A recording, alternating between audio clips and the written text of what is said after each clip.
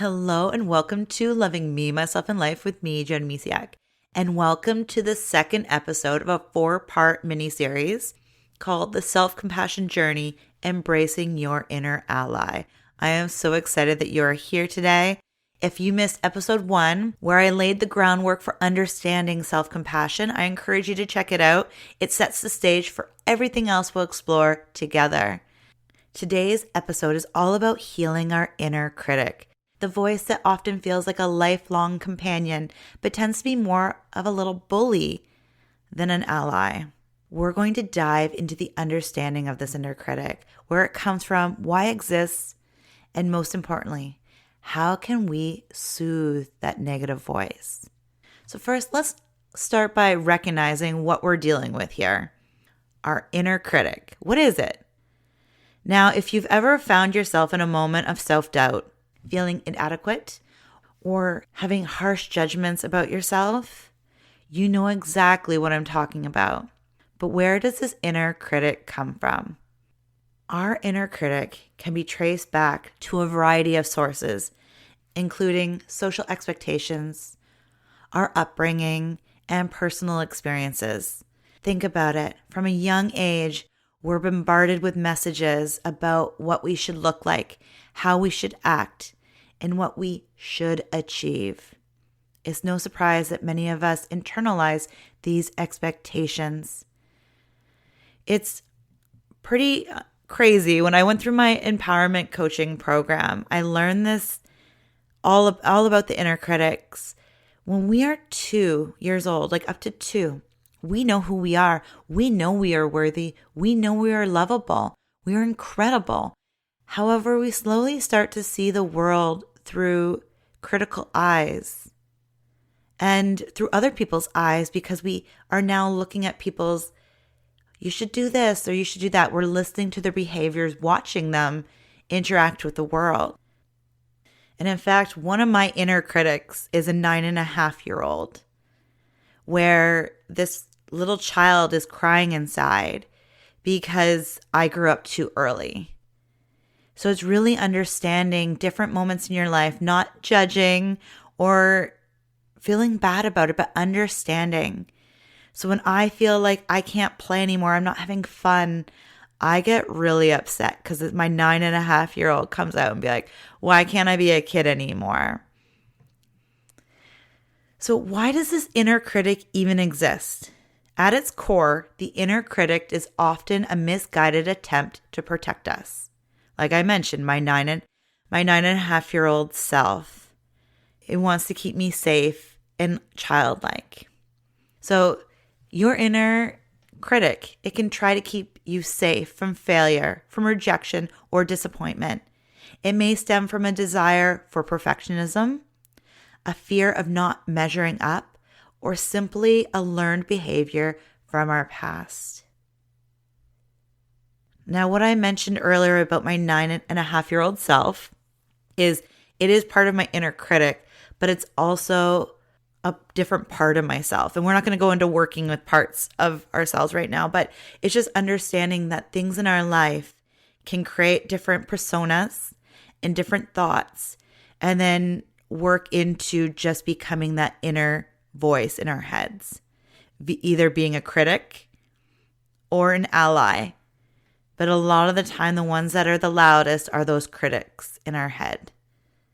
Just like on social media and different things, all those negative things always seem to get our attention more than the positive. So now that we've identified what the inner critic is and where it even came from, let's talk about how it shows up in our daily lives. So imagine this. You're at work and you make a mistake during a presentation. Instantly, your inner critic chimes in with phrases like, "You're such a failure. How could you mess that up?" Does this sound familiar? Your negative self-talk can be relentless, especially in moments of failure, comparison, or uncertainty. And right now, there's a lot in the world that is uncertain. So you might be experiencing some major negative self-talk going on right now. This voice often operates on autopilot. whispering criticism in the background of our minds, which can be exhausting. But recognizing these automatic thoughts is critical, because once you see them for what they are, just thoughts, not facts, you can begin to change them and challenge them. Because are they really real? Are these negative self-talk conversations that are happening in your head real? Or are they just coming from a different place that isn't yours? Somebody else's thoughts, beliefs that you've taken on over the years. Now that we've really unpacked the inner critic, let's move on to the good stuff. How do you soothe that negative voice? Because here's the thing about our negative voices. They could have been with you for quite some time. And it's not about shutting them out, pushing them away, because you know how it goes. Like if you try to push somebody out of your life, you keep pushing. The more you push, the harder they push back, right? That can be our thoughts too. So it's not so much about like completely making them disappear, but it's about soothing them so you can hear more positive talk. So here are some steps you can start implementing right now today. First off, awareness. The first step is always awareness, because you can't change what you don't know is happening. Like I said, a lot of these thoughts are on autopilot. So they can just be dancing around your head all day long and you might not even know it. So when that inner critic starts to rear up in its ugly head, try to catch yourself. Notice when the self-talk arises. This is the first line of defense and really first line of healing that inner critic. Because like I said, if you're not aware of it, you can't change it. Second of all, it's acknowledge. Once you've caught that voice, acknowledge it. Name the feeling or thought without judgment. For example, you might say, there it is again. The voice that tells me I'm not enough. Just acknowledge it and name it. Put something on it. Being like, here you are. And you're this. Like you can even make cute names for it if you want. Whatever feels right to you. But remember, do this all from a place of love. We talked about self-compassion last episode, and it's all about self-compassion.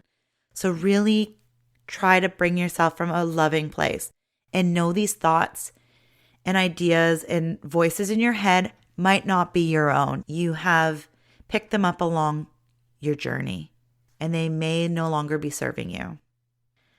And then the third step is reframe. Finally, this is where the magic happens. Reframing. Replace that harsh criticism with a kinder, supportive statement. Instead of, I'm a failure, try saying, I made a mistake and that's okay. I can learn from this experience.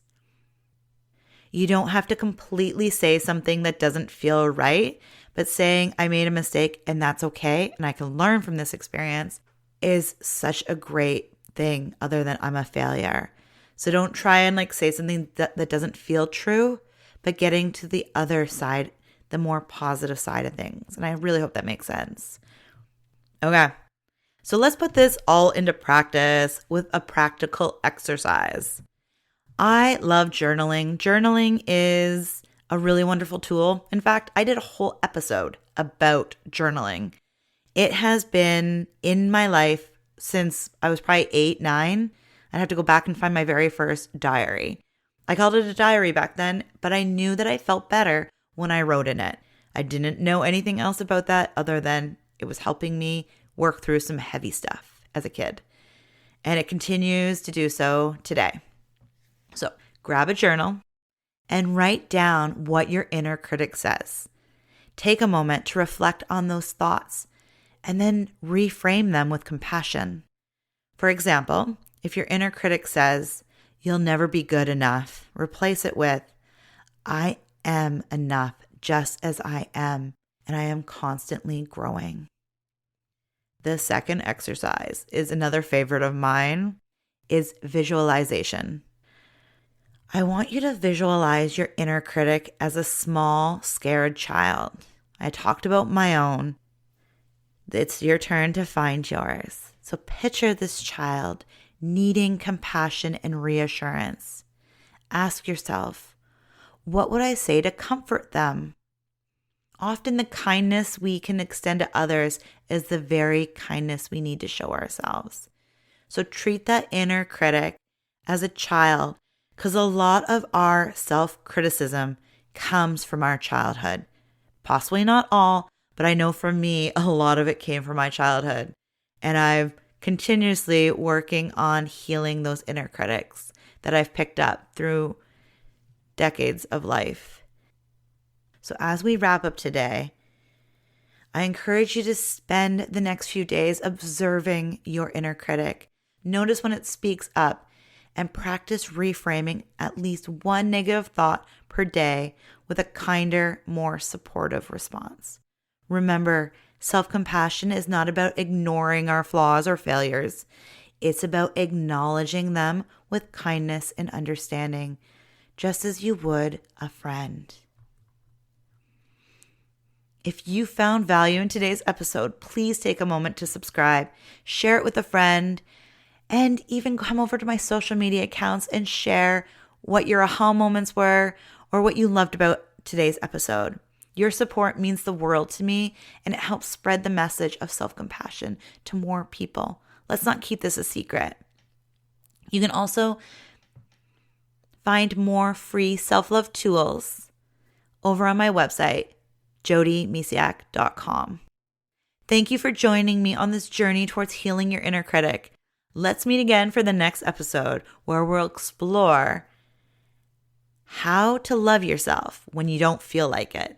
This one I have felt so deep in my own heart because I have moments and days and weeks that I don't feel like loving myself. So I'm going to share all that with you next week. Until then, remember to be gentle with yourself. You are worthy of love and compassion. Take care and have a beautiful, beautiful day. Bye for now.